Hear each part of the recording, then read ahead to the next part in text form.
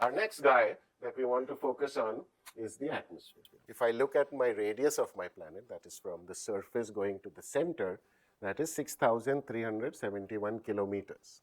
So that's fairly big. The atmosphere at most would be 100 kilometers. Right? So you can imagine this is just a tiny little sliver sitting on top of my surface itself. But this tiny sliver plays a huge role in altering the energy balance, right? And therefore is a factor, and a big factor, in Earth's climate story. So the first thing to sort of keep in mind when we're talking about the atmosphere is the fact that the atmosphere of the Earth behaves like a greenhouse, for which we need to understand what is a greenhouse, right? So very simply put, your greenhouse, and the Earth's atmosphere is behaving like that, is something which allows all the energy from the sun to come through. It is transparent to incoming solar radiation. Remember, the solar radiation is what is causing the Earth's temperature to be what it is in the first place. Right? The atmosphere is contributing to this by behaving like a greenhouse does, right? by behaving like a greenhouse. So let's understand the greenhouse effect of the atmosphere first and foremost. Right? So this allows all incoming solar radiation to come and then warms up the surface of my planet.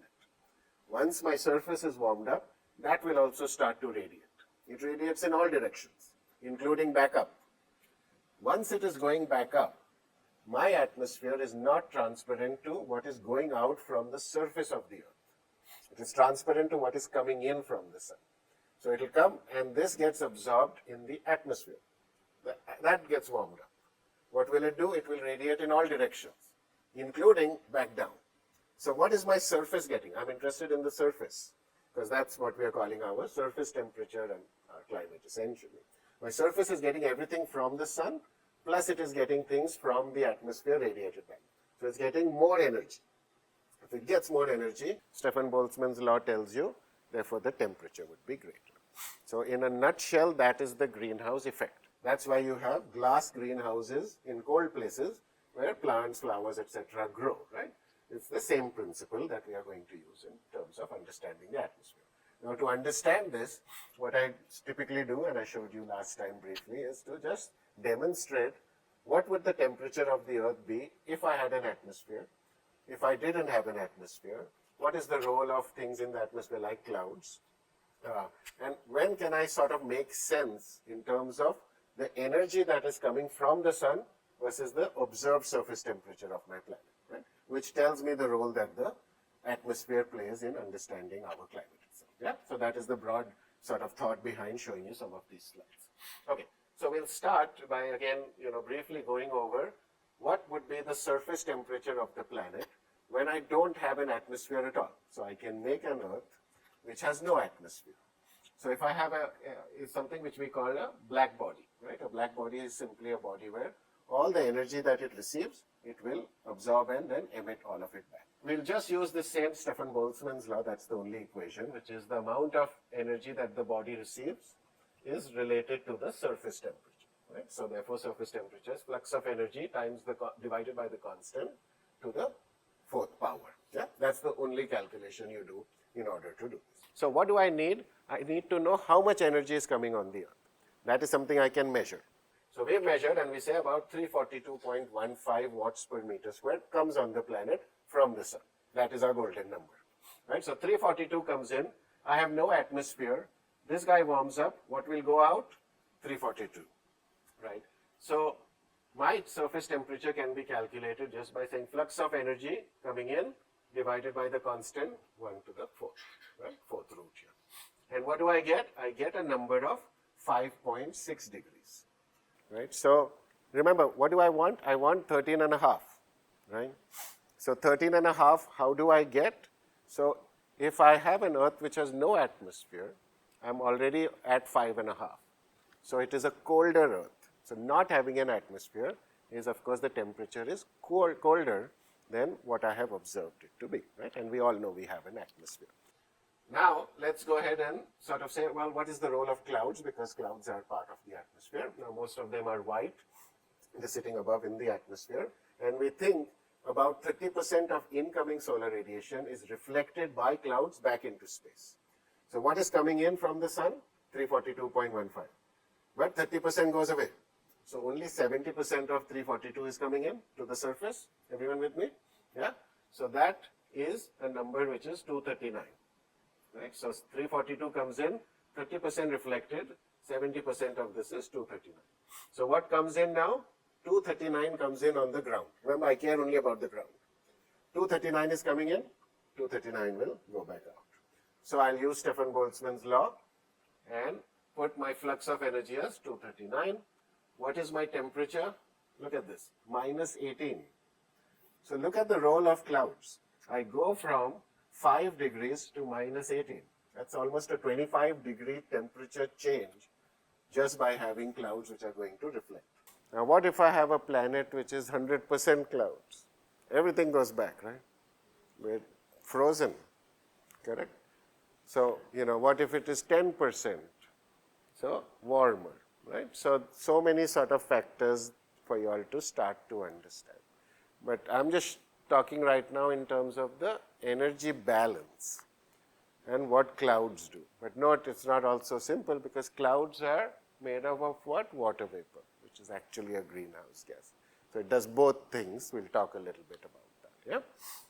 But yeah, just remember, no atmosphere, 5 degrees. I put in clouds, no atmosphere, minus 18, right? 25-degree change, yeah. Okay, so now, you all have seen that clouds itself play a significant role by reflecting incoming solar radiation. And now let's start to maybe put together an atmosphere to demonstrate what the greenhouse effect is, right? So 5 degrees here. Now let me make an atmosphere which has one layer out, right? So this is again just for you all to be aware of what is the greenhouse effect. So remember, the atmosphere is transparent to incoming solar radiation. So nothing is stopping it. All 342 which is coming from the sun is going to come and reach the surface of the earth. This warms up, radiates in all directions, and finally will be absorbed. My atmosphere is not transparent to outgoing terrestrial radiation. This will be absorbed here, warm up, and will radiate in all directions. So finally my surface is getting 342 from the sun here, plus 342 again from the atmosphere back down, right? So what does the surface finally get? It is 342 plus 342, which is 684. I use my Stefan Boltzmann's law. When I put 684 out here, what is my temperature? Look, this is insane. It's 58 degrees. So I've gone from 5 degrees to 58. That is more than 50 degrees of an increase in surface temperature just by having an atmosphere, right? And this, in the simplest way, is for you all to sort of understand that this is the greenhouse effect of an atmosphere, right? So this is assuming my atmosphere will let all sunlight in, but is not transparent to what is going out from the surface, absorb it, radiate it back down onto the surface, more energy, and therefore more temperature. How much more temperature? 50 degrees more temperature. Okay, now let's go ahead and put some clouds in. Now you know that clouds are reflecting 30%, but let's put clouds with this one layer atmosphere, right? So 342 coming in, straight away 30% reflected back out. So 70% finally comes onto the surface, which is your 239.75. This will warm up, radiate in all directions. My atmosphere will absorb it, radiate in all directions, including back down. So my surface gets 239 plus 239, which is your 479. When I use my Stefan Boltzmann's law here, I get a temperature of 30 degrees or so. Yeah? So I've gone from 58 degrees to now 30 degrees, right? Just by having clouds into the atmosphere, right? So each one of these things might seem like they are small. Now I did say it is small because I'm saying the flux of energy determines everything. But then components within my atmosphere, however tiny my atmosphere is, can play a huge role in altering the energy balance. That is what I'm trying to sort of make sure all of us sort of really remember in this class. So we're trying to hit about 15 degrees, right? And so how do we hit 15 degrees finally? So we won't get into details here, but we know that, the Earth has an atmosphere, there are clouds, we think about 30% is reflected. And alongside that, there is just a broad sort of term which we are using called atmospheric motions for now. I'll get into it when we talk about the atmosphere. which is also sort of, getting some of the energy out in the balance story or so, when eventually I start to reach this number of about 15 degrees or so, right? So in broadly speaking, I'm saying the energy that the Earth is receiving from the sun is going to determine its climate or surface temperature to the first order. The atmosphere behaves like a greenhouse. The atmosphere has clouds. So a combination of an Earth which has an atmosphere, clouds, and some atmospheric motions to the first order can alter the balance of energy coming from the sun for us to get a surface temperature of about 15 degrees C or so. So now if you start to introduce some reality here, right? To say now let's look at the atmosphere. We know that having an atmosphere makes us behave like a greenhouse. But which are the gases which is making the atmosphere behave like a greenhouse? Right? So we have to just look at what the composition of the atmosphere is. And you all know that nitrogen is about 78%, oxygen is 21%, argon is 0.9%. The remaining 0.1% includes things such as carbon dioxide, other gases, methane, and some of the other gases which we consider to be the greenhouse gases. These guys, which is less than 0.1% of my atmosphere, are the ones that is making the atmosphere behave like a greenhouse and alter the energy balance to change temperatures by 30 degrees, 50 degrees. So I don't know if this is now fitting into your sort of minds in terms of a picture. Consider the fact that our atmosphere is fantastic. Nitrogen is not a greenhouse gas. Oxygen is not a greenhouse gas. Argon is not a greenhouse gas. So which are the greenhouse gases that you know of? So these are the ones: methane, nitrous oxide, ozone to some extent, carbon dioxide, water vapor. And these guys collectively are less than 0.1% of my atmosphere. And that is why we have managed to sort of stay in this fairly habitable sort of climate for a large part of our history, most of it in fact. And so when we talk about the story about, global warming due to emission of fossil fuels, which are emitting CO2 and methane as its byproducts, we know that it's very little when you think of it in terms of the composition of the atmosphere. But even a very little amount or change, as you see, will cause the atmospheric greenhouse effect to alter the energy balance in such a way that you can have a dramatic shift in the temperature itself. Yeah. So broadly speaking, does that make sense? Logical sense? Yeah. Okay. Now, when you look at these things, we talked about the Earth and its atmosphere, and the atmosphere being transparent to things coming from the sun, but not transparent to things going out from the surface of the Earth itself. Now, that is a function of what wavelength of light or energy is coming in and going out.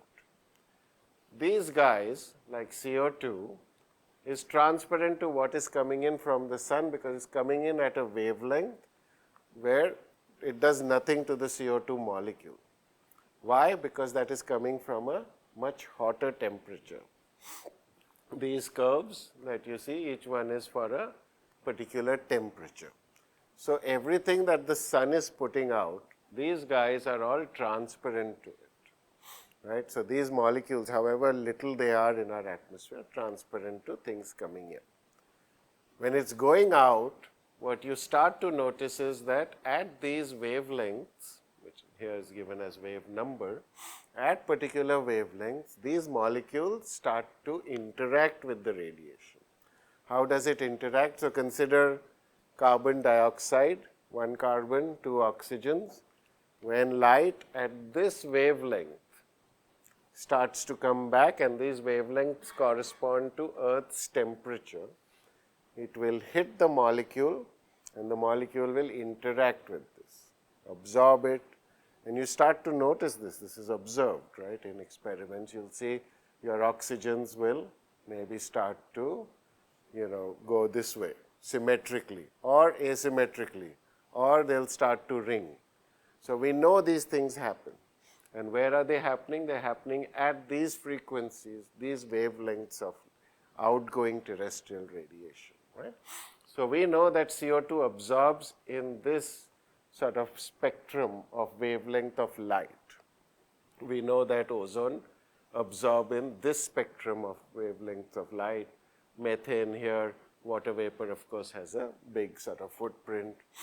And you know, at some point you start to notice that saying if I have zero CO2, you know, my curve would be like this. And there are models, and we'll play around with some of them in this class, is to say I can make an Earth where I'll put zero CO2 and see what the surface temperature is. I can make a zero methane to see what the surface temperature is. And then I can add a little bit of methane, a little bit of CO2, and I can start to compare and say molecule for molecule, which are the most potent greenhouse gases, and you'll find that methane is far more potent compared to CO2. So right now CO2 is at 420 parts per million, which is 0.042%, right? So maybe in your minds now you have a thought to say, well, it's less than 0.1%, why are we so concerned?